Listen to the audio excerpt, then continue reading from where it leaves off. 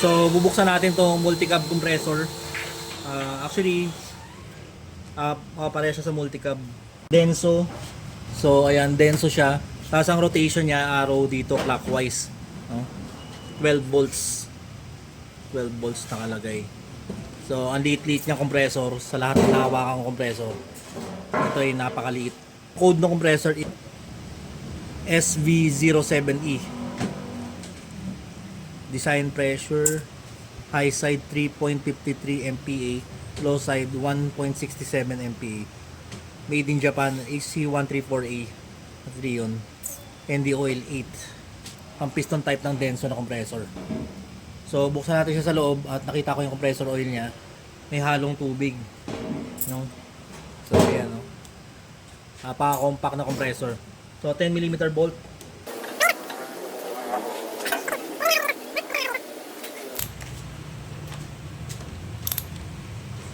Hila mo, ah.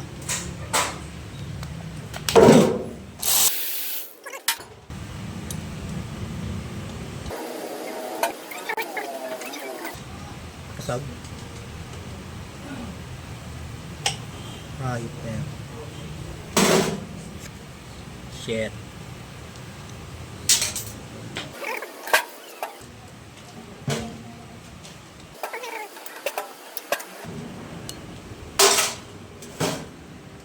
Buti ko makakapit pa.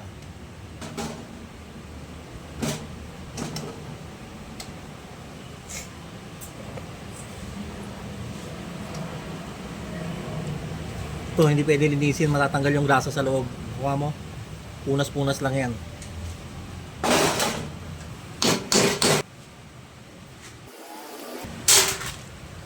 Tanggal na yung screw dito para sa ground.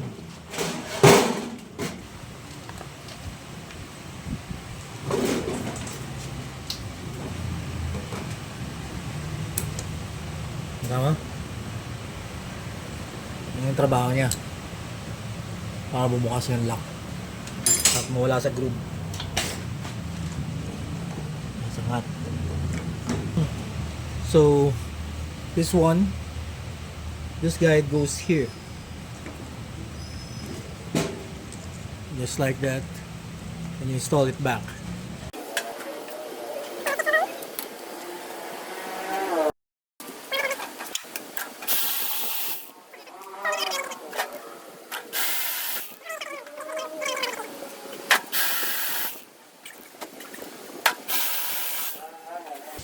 So ayan, 4 na bolt sa gitna, may kasamang washer.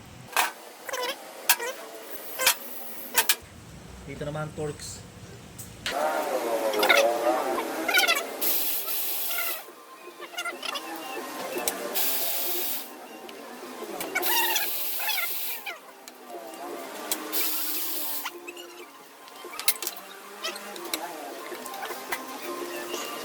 So ayan, tanggal na yung bolt.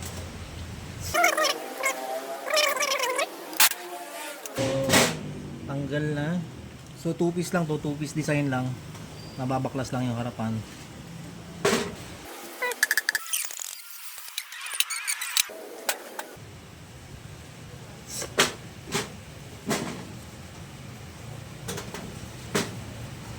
So mukha talagang may contamination.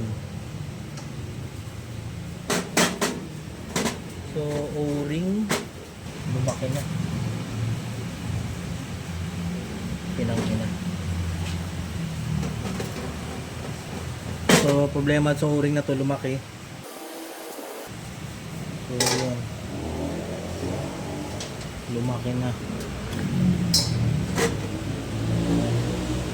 So ayan, oh, sign ng contaminated yung loob. Batid.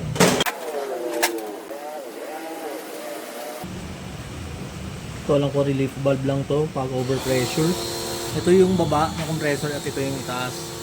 So ito, naka-clock dito sa ibabaw. Ito, luwagan na natin to.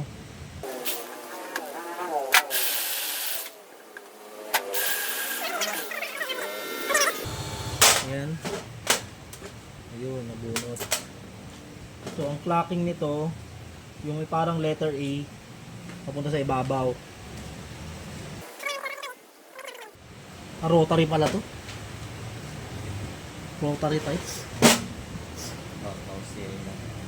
So akala ko piston type to, rotary vane pala na compressor. Ang under nito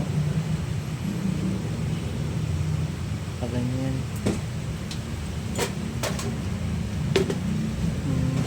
Clockwise ang rotation niya. Tapos ayan, ang position ng vane, no, pag binalik is yung high, yung mataas na side ang sasalubong sa rotation ng clockwise. So itatry natin tandaan starting dito sa maikli lang yung gasgas. Simulan natin doon, no? Ito ang una sa maikli ang gasgas. Sumunod ito. Sumunod ito. Sumunod ito. So tinatry pa rin natin. Alam mo, bumalik pa rin doon. So ito kailangan natin i-polish at merong kalawang. Tapos ito O-ring. So hindi natin pwedeng gasan to, mamamaga. Ito nga lang magaan eh. Problema tong isa. So pag binalik to, yung may number 2-2 ang sa ibabaw. Diba? So yung may triangle sa baba. So yan, pinukpok ko lang siya sa kahoy para hindi siya masira. So tingin ko may O-ring din to sa likod. Tingnan natin.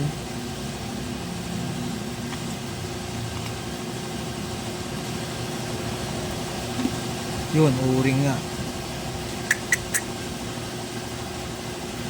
At yung O-ring maga kaagad paglabas. Kailangan pigilan natin bumaba yan. Ha? So ayan, no?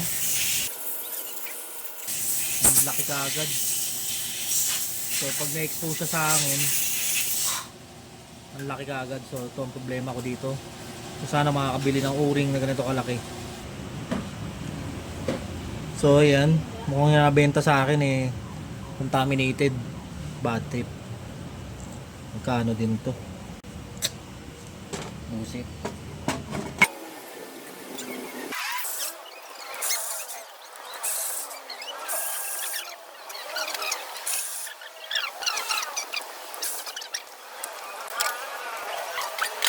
So itong likod na to, so tinignan ko kanina, ito yung may marka sa baba na side. So ito yung baba na side. So tanggalin muna natin tong ibabaw na to, may dalawa siyang bolt. Kala ko kanina tatlo, dahil hindi naman ako yung nagluwag. Ayan. Parehas maliit. Siya lang yung pinakamaikli. Yung pinakamaikli dito. Ibang klase, napakasimple nito Sobrang simple, wala lang man valving. May bulitas. May bulitas lang dito. At may spring. Ayun, natanggal yung bulitas. So nandito yung bulitas sa ibabaw. Nakakalso lang yung bulitas dito. So parang relief valve lang siya. So nararamdaman ko yung spring. Ayan. Tanggal natin yung bulitas. Ito. Parehas din siya sa harapan. So may napakaliit na spring. Itong may pababa na ganito, ito yung likod. No? Ayun, yung araw. Ito yung ibabaw. So ilayin natin yung napakaliit na spring. Yan. So sobrang basic niya. At ito aluminum tong rotor, ang rotor housing. So paano natin malalaman ang likod na side? Walang mark likod na side. Dito harap meron. Dito walang mark. So ito yung likod. So itong flap door, hindi ko na babaklasin to. Pero sobrang simple niya. Pinakasimpleng nakita akong rotary compressor. Rotary vane compressor. Itong dalawang butas na to, nadaan siya dito.